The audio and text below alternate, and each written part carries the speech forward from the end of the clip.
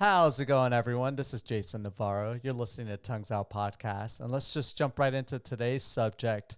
And I think we all know what I'm going to talk about today. Yep, I'm going to talk about the first presidential debate for 2020 between Joe Biden and Donald Trump. Let me preface this by saying that I do not like either of the two candidates, neither one of them. But I'm definitely not leaning at all towards Donald Trump, and I don't think he um, does a really good job of representing the people. And when I say the people, I'm talking about the vast majority of individuals, especially those that are struggling in America at the moment.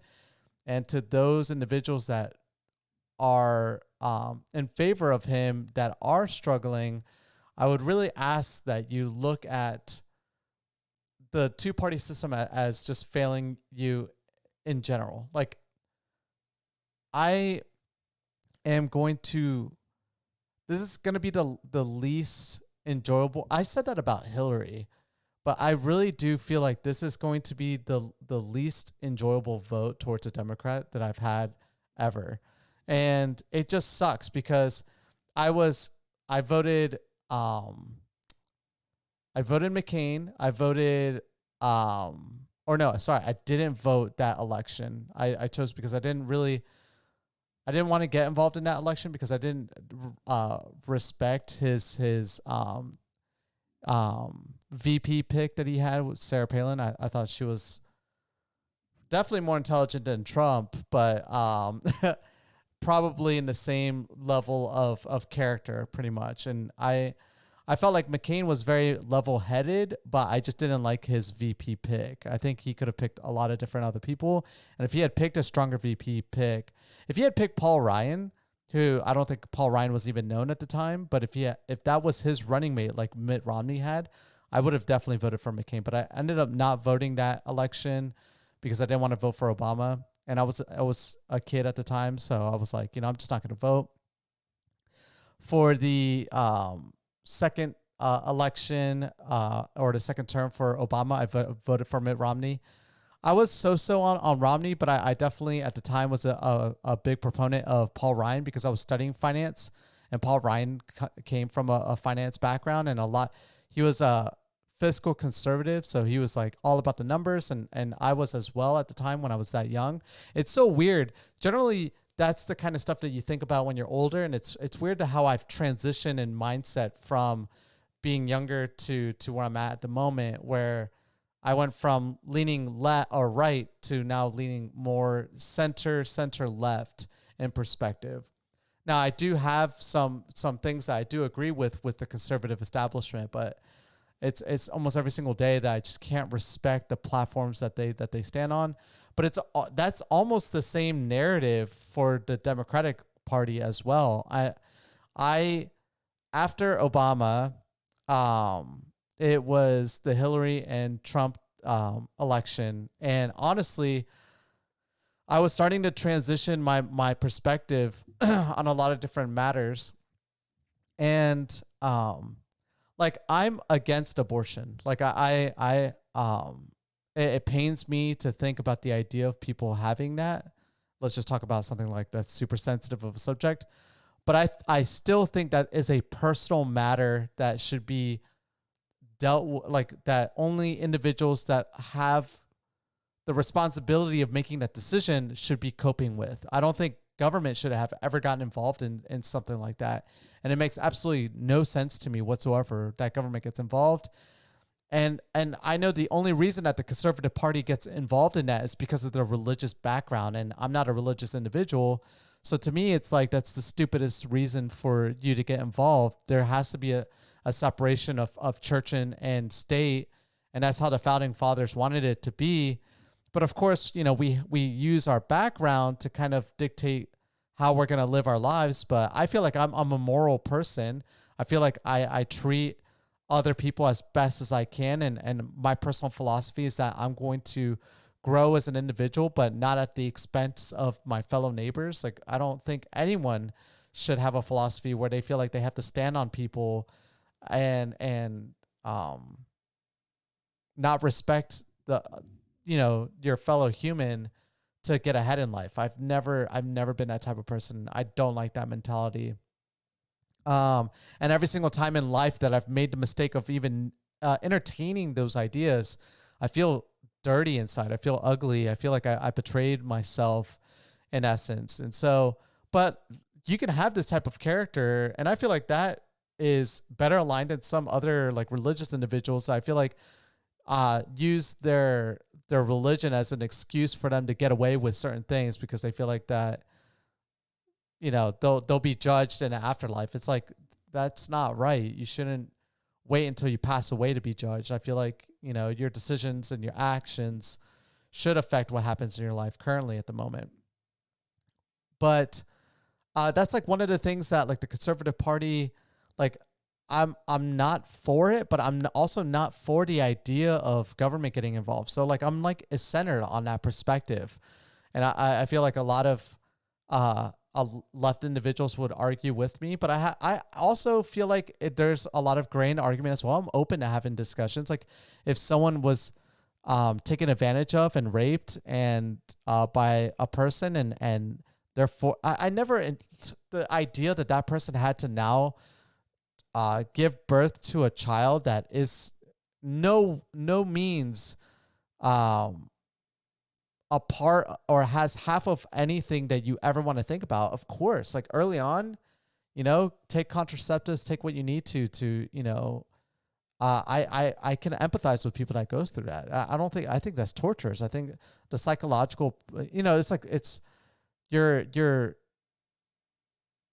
devaluing the woman in this argument only because of the argument of like the future life of this child. It's like, who knows what the ramifications of what that child will do in the future. But I do know that if he's not being raised by a loving mother, that's going to be even worse for society. Now you have someone with psychological issues. Now they take all their hate towards their child because every time they look at their kid, they're reminded of that. And to the women that can overcome that and bear that child, that's something that I don't think I could ever do. I feel like I can empathize more with the women that would make the very difficult decision to give up that life of that kid. This whole idea that the conservatives also lean on, like how the left and the Democrats are for like third trimester, like children being aborted. That's the stupidest thing I've ever heard. No one in the left party that is got a strong political position is in favor of doing that unless it's in the direct representative or it's in direct care of the mother. Like if the doctor comes and says, this child is a high risk, there's no chance, there's a very minimal chance that this child might live. And if you continue with the childbearing, this might also be life-threatening to not just the child, but you. Do you want to continue with this? Why would you risk that as an individual, as like a hope, a gamble? Like, go ahead. But life has shown that to all the people that gamble away against like what their doctor recommends, they more than likely die. You do see these like miracles where some people end up living when they're not supposed to. But most of the time, if you've gotten to multiple doctors, I've told you, like, if you continue with this, you're going to probably die. Why is it? That's the only thing that I feel like the left people agree with, that, that late into a pregnancy, if you need to abort your child. And again, that is such a difficult decision to make as a parent. Like that burden, they'll always live with that idea, like of like, what would have been like if I did give birth, maybe the child would have lived, maybe what if it didn't? And like, they're always going to cope with that forever. So like to try to add government involved in that as well, it's not responsible at all. Anyways, so those are my pointers on abortion. Gun laws, like I'm pro-gun, like I enjoy gun, but I'm also for education. Like I think this idea that anyone could just go to a gun store, buy a gun. If you have a concealed weapons license, you can leave that same day. Or if you a cool down period of just 2 days. 2 days, really? Like some of these people have premeditated murderers. They have an idea of what they're going to do. They can wait the 2 days. They're not going to just be like, oh, 2 days, that's going to get me to second guess killing someone. That's not the case. That's not going to do anything. And so if we can, I feel like Switzerland did it right, where all of their citizens have served in the military. And it used to be a policy. I think I read recently that they stopped doing this. I don't know why. I think it was just for budgetary purposes. But they used to do where at the end of your term in the military, you would be able to take your rifle back with you back home.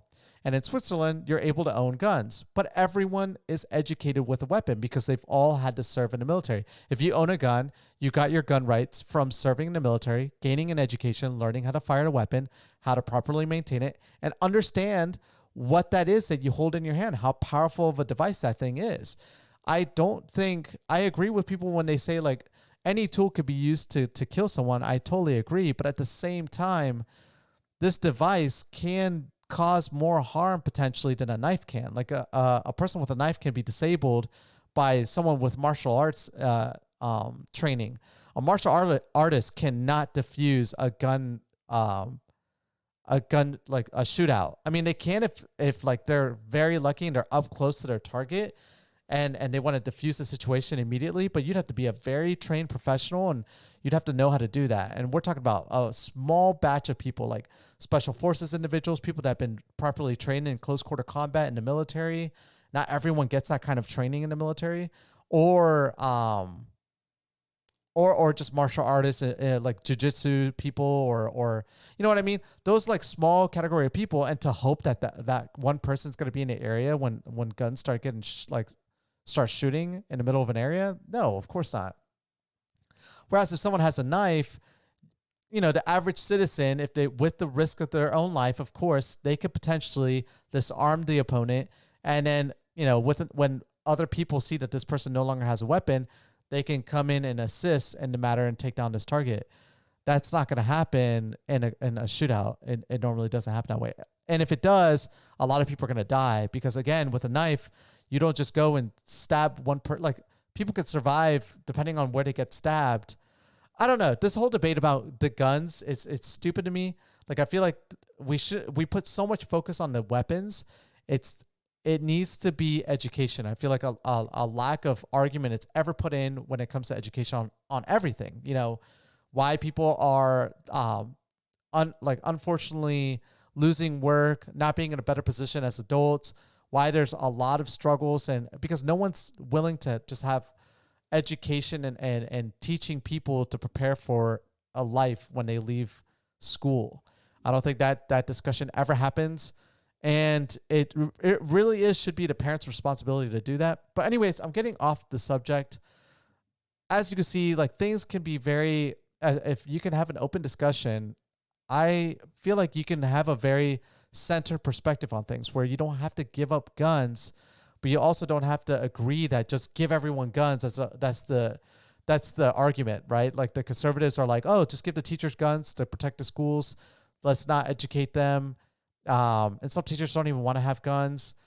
You know, there's just no aspect of like requiring some level of education to purchase a gun.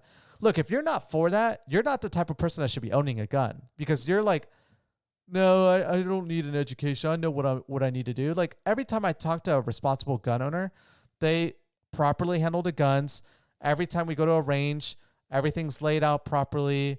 You know, all the safeties are on, guns are facing down range, right? Those are the people that I associate myself with when I go out and I fire weapons, and it's an enjoyable experience. And you could just have just as much fun as the reckless individuals that are doing really stupid stuff and think that they don't need to get an education.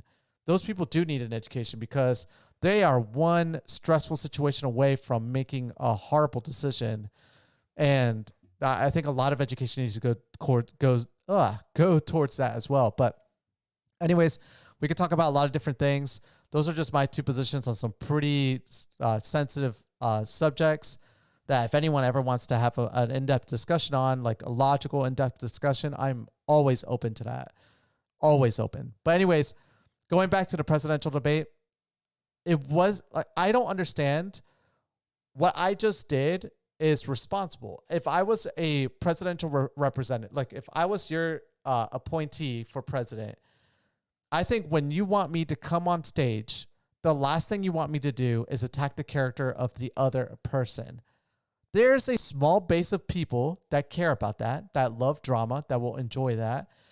But there is a large portion of people, myself including, that are very centrist in perspective. And I feel like a lot of America is like that, where they're dead center and they really don't enjoy the two-party system. And they're really trying to make an educated decision on what my values are as a person. Are you going to be the best representative to represent those values of mine? Today, no one did that. But I will say that Trump did a disservice to all Americans. I have to shout him out. Like, Biden, of course, interjected sometimes, but it was because Trump started the debate off that way. Like, if you looked at the first 2 minutes of the debate, it looked like it was going to go smoothly. Asked a question, they both talk their points, and then all of a sudden, it was like when Biden had to address, I can't remember the subject because it just happened recently, the debate did. I need to rewatch it. But I feel like Chris Wallace, who I respect from Fox News, I don't respect the organization, but I respect the individual. I think some of what Trump did was an attack on Chris Wallace's character and minimizing him as a moderator, because he was probably a little pissed off about his interview that he had with Chris Wallace a month ago. It didn't go really well in favor of Trump, even though that's like his news station, that and OANN is like the two conservative news stations. But Chris Wallace didn't go easy on him, and I think Trump expected like it was going to be an easy interview, and it wasn't. So I respected that. I always respect individuals that go against their party, because that's what we all should do. we should never just follow like little mice or sheep and agree with every single argument that the party dictates to individuals. And that's why I don't agree with the two-party system. But when Biden was addressing this subject that Chris Wallace pointed to him about Trump, from that point forward, Trump was just constantly berating Biden's character, Biden's past, Biden's this, all of those things, right? And I feel like the American people have seen it themselves. I mean, really, the only people that haven't maybe are kids that are turning 18, but most of those people aren't going to be the voter turnouts that these politicians are trying to address right now. They're trying to address the older people, because historically older people are the ones that go out and vote versus the younger crowd. And I'm talking about age groups 25 and younger, maybe even 30 and younger, sadly. But turnout from mid 20s to 18 has just always been horrible. So I feel like for a majority of us adults, we know what Biden's track history is like. We've seen it already. We've been pretty educated on it. We don't need to listen about attacks on the individual. Chris Wallace was trying to ask questions about what they would do and address like certain things about like the Supreme Court, everything. And all it was just an hour and a half of just each other attacking one another. And from all the polls I've seen so far, literally all of America, like a majority of America, was frustrated and angry at what they watched because they didn't feel like they got their answers. And I feel like the last debate was like that as well, where it was, I respected the Romney and Obama debates. Like you could tell that they did kind of attack each other, but they attacked on the point of the subject of what was addressed. This was like children talking today. This was insane. This was way worse than Hillary's, like, and Trump and Hillary back and forth. Like that didn't get bad until like the third debate, but this just gun ho. I feel like Trump's going to go in every single debate, just attacking character. And I feel like some of his base is going to enjoy that because they feel like that represents strength. But again, let me ask you, what does strength mean to you when it comes to policies that need to address like struggles that you're going through in life at the moment, like things that you're uncertain of, things that affect you and your family? Like strength is good. It's definitely a good quality to have. Like I will say that I would rather Trump be in a position of like, and like but even then, like on the world stage, like he's always been laughed at by leaders as well. Like if Trump did what he did tonight with like other political leaders, I feel like that would speak a lot of message, and he doesn't do it enough. I feel like I feel like a lot of people just don't respect him as a president. But again, that strength, it just seemed like an immature level of strength. It felt like it was just all over the place. It didn't feel like it was focused. I feel like if Trump had like one good argument and was just stuck on that and was trying to like, I saw it at the end where like when Trump was addressing like the police and law and order and was saying like, hey, Biden, do you have anyone in law enforcement that backs you at all? He's like, I got all day to listen.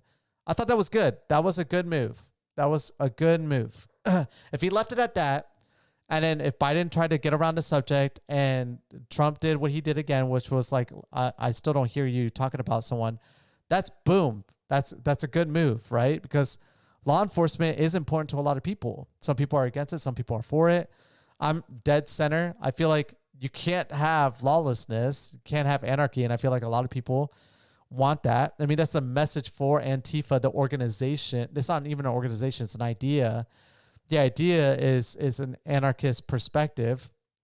But this whole idea that like the left are like Antifa is insane. Like both sides have their crazy polarizing believers, right? You have Antifa on the left. That's like the worst, but they're not really an organization yet.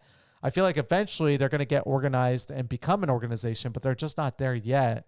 They're like all over the place. But on the right, you have white supremacy, which oh my God, how is that a thing? How is that a thing? How are old people that fought in World War II supporting that? Like, it's just insane to me. Like if old people that fought in World War II were able to still live to now, I mean, we're asking a lot at this point. That's like almost that's well over 100 years old now. There's not that many people left. But what are your thoughts on, a movement of white supremacists like becoming like a bigger and bigger involved movement? They would be like, are you kidding me? Like, what the hell? Like Hitler's party? Hitler's party. That's what it is. White supremacy, Hitler's party. Are you kidding me? That is insane. That is so wild. I don't understand why people like are in favor of that. Like, if you're a racist, fuck you, but still like, okay, be a racist, but that's like next level stupidity at that point. It's like let's just kill everyone but white people. You stupid morons. Like, really? Like, you're not even willing to do half the level of work that a lot of minorities do, right? So what the hell are you going to do when you kill all those people? Are you going to go and do half the level of work that all these other people do? Are you going to like be the technological people, or are you just going to go and live on a farm, you freaking idiots? Like, I can't stand white supremacists. I don't know. The idea of just, white power. And that's like coming from like, I would consider myself probably more white. It's weird that that's a thing, but I mean, I have European blood in me, and so I'm definitely white, but I also have mixed blood as well because I have a lot of Native American in me as well. And I feel like a lot of these white supremacists also have a lot of Native American in their blood too. And like, for you to be a white supremacist, you'd have to like hate half your family, right? Or like some of your family's history. I don't know. People are just so stupid. But again, it's on both sides. Like, the whole anarchist argument for like Antifa is so stupid as well.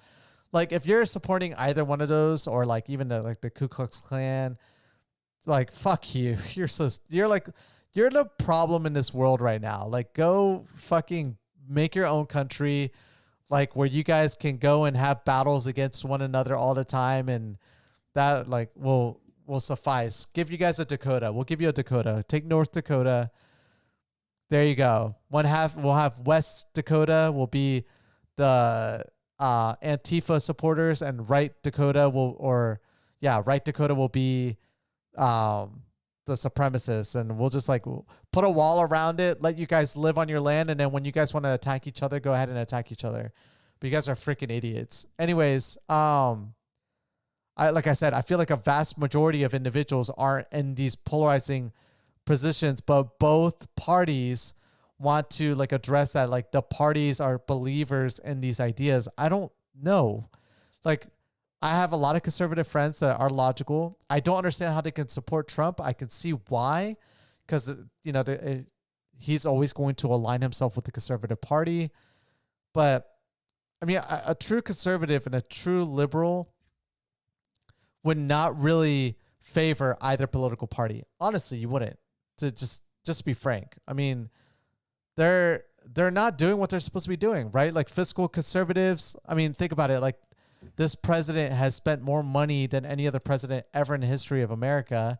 And you can use that argument for every new president moving forward because our cost to exist as a country is becoming more and more expensive because our GDP is a lot more expensive and what we need to produce is a lot of, or it's more of value. And we also have a ton more debt now. All of those things combined means that like when we ask for a budget, it's going to be more and more expensive. But like if you were a true fiscal conservative, you would never allow that to happen. No matter what, you would try to penny pinch every single thing and make things work in a way where you're not spending, and you would be like a clean budget, a successful budget. You would look at the long-term ramifications of choices and not care about clean energy, care about any of that stuff. It would just be, does it fiscally make sense? But you guys don't do that. It's insane. And that was like the only reason that I was part of that party was because I was like, we need to be fiscally responsible. All this spending is not good for the country and it's going to bite us in the ass in the future, one way or the other. But you guys still do that nonsense. And then for liberals, like liberals I feel like are pro people, pro individual. They're like for education, healthcare. They believe in a system where we should pay additional taxes and in return get as a society benefits from that, more so than what we're seeing now. And there's some part of me that agrees with the idea, but then you see liberals taking political donations for companies that like, they don't want unions. They don't want, like everyone have free access to education. Like universities spend a ton of money to make sure that that's not a thing. And you guys are accepting money from them. Like, fuck you as well. You guys are like the neoliberals are, and that's what a lot of people call them, are like going against the ideas of their party. So like these two parties do not represent your thoughts on a majority of the issues that you probably feel like. But because you have to say that you're a Republican or you're a Democrat, you feel like you're stuck in this hole where if you go against some of the ideas of your party, you're forced to be off in no party land. Like you're going to get voted off the island. And I had a big fear about that as well. Like when I was starting to look at the Democratic Party and I was like, this is stupid. Like, I don't want to vote for Hillary. She's horrible. Like I like the Clintons, I think are a horrible family, but I definitely don't want to vote for Trump either. I think Hillary would do a lot less harm than Trump did. I still think that as well, but I would have never enjoyed that vote. That vote was so difficult to make. And this vote again is going to be a difficult vote to make as well when I vote for Biden, because I don't like him. And I cannot not vote because I know that not voting is taking away a vote for changing Trump and giving an opportunity for Trump to stay in office. And I wholeheartedly agree with my position in 2016 when I argued with a lot of people that said that, and they didn't understand why I couldn't respect Trump. I was like, look, some of his ideas I can get around, but like clean energy, that's another thing too with conservatives. Like you have to be pro oil. Why? Why is that a thing for the Conservative Party? That doesn't make any sense whatsoever. Like, why can't you be for whatever makes sense for the country financially? What generates more jobs? What generates more income? They're not for that. Somehow conservatives now are aligned with the oil business. And like, why is that? That's the stupidest thing ever. Like, why not be aligned with whatever makes sense for the country? Like if clean energy is cheaper than oil and we don't have to rely on people and we can have clean water, we don't have to frack and destroy water systems and lakes and stuff like that. Shit, great. That looks great for me. But no, it's like Texas, Dakotas, like all the states where fracking exists, they have to, a ton and ton and ton of lobbying efforts by the oil companies, and pushing this argument like, hey, we promote a lot of jobs. No, you fucking don't. Like you generate jobs, of course. Yes, oil and the oil industry does supply jobs, but in general, the totality of the employment sphere of every state, they make up small portions. Maybe in the Dakotas that's like not the case, because I don't even know what else other people do out in Dakotas, to be honest. No offense, but I just don't know what you guys do. But so there's the exception. But look, the Dakotas don't swing votes either. They don't like change elections. I'm sorry. Again, no offense, but like whatever the Dakotians need, I mean, like their politicians will fight for that. But like Texas, Florida, like really, do you guys like? It's like Florida forgot the BP oil spill. I still remember that. I still remember like all of the Gulf Coast getting ruined, all like businesses on the coast, on the West Coast, getting destroyed by oil. And it's like 5 years, 10 years, 15 years later, we forget about it. Oh yeah. Let's keep drilling. That's gonna do great. Let's just fuck it. Let's wait until it destroys my industry. Then I'll be like really upset and be like, why did this happen? Why wasn't there any regulation? It's like, because that's not the argument for the Conservative Party at the moment. But again, I hate saying Conservative Party. Look, they're not conservative.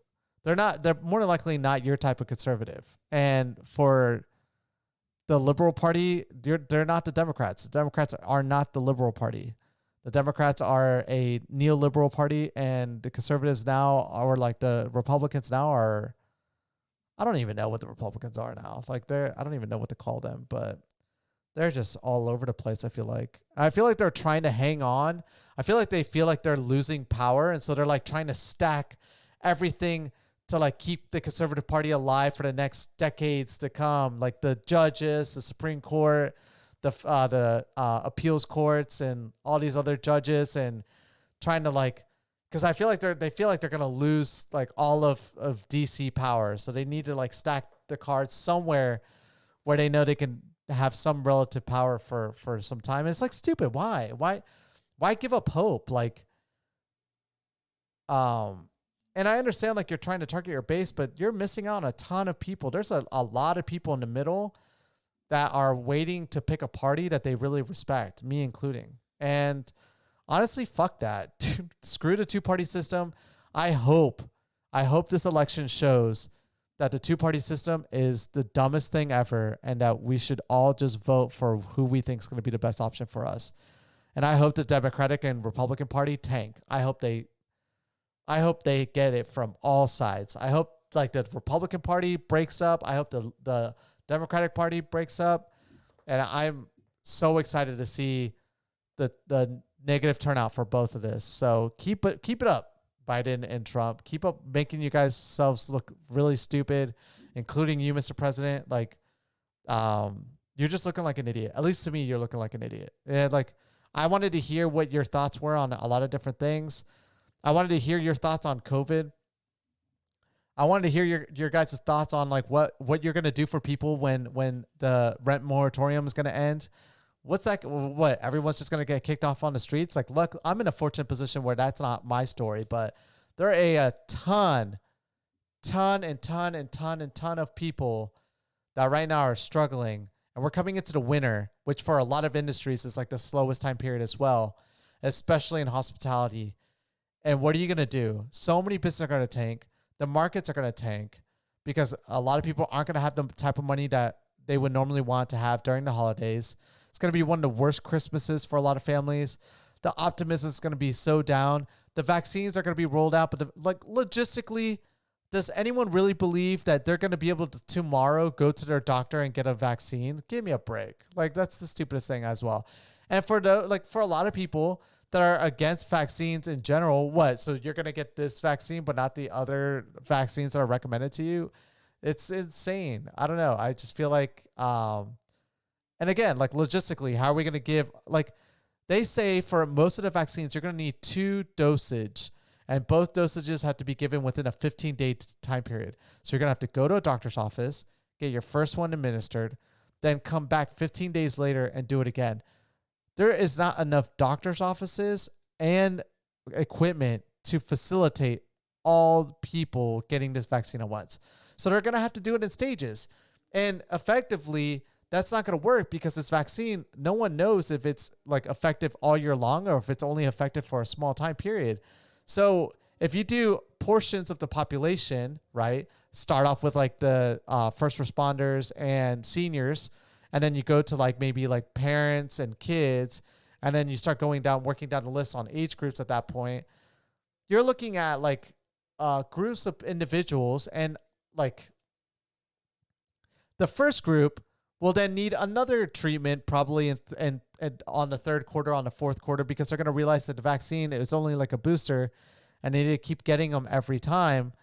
And there, like I said, there's not enough doctors for this. They're going to have to make the vaccine like my daughter can get. I don't know how it's done, but some of the vaccines that my daughter gets are orally, like in a fluid they drop into her mouth. And I forget what vaccine it is. I need to look it up. But I don't know why like a million vaccines aren't done that way. There has to be a reason why. But like that's the only way I think you could logically do it. Like if you can administer it where anyone could give it to themselves, then that's great. But if you're hoping that the vaccine is going to make a difference, honestly, and I feel like I agree with all the professionals, it's not.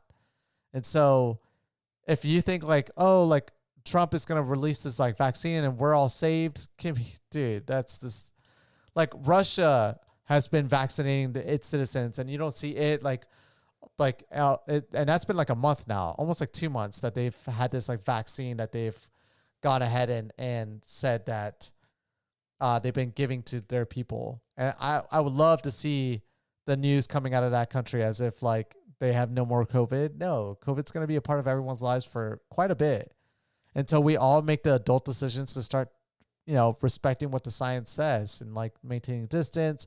Don't be in close quarters. Don't be in non-well ventilated locations, and wear a mask.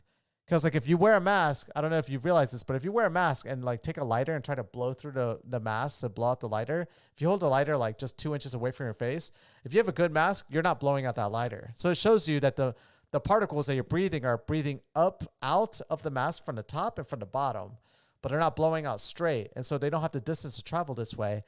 And as long as you're in a well-ventilated area, that stuff kind of gets sucked up into the air, right? But when you're sneezing face-to-face level with someone, right, and you sneeze and it goes straight towards someone else's face, you're going to get them sick. It doesn't make sense to me why people just don't understand like what it means, like what gets you sick, right? It's so crazy. But if we did that, then we wouldn't need vaccines. This disease would disappear, and a lot of people wouldn't even have contract the flu. We wouldn't get colds, and we'd be very responsible about diseases. We might eradicate a ton of diseases if we were just responsible about how we manage. Like if I got sick, don't go anywhere for a couple weeks, take some time off from work. And I feel like statistically, there's a lot of business that's lost to people being sick. I feel like the last time I read a news article, somewhere in the number of like $100 billion is lost a year to people calling out from sick or having less or being less productive due to illness.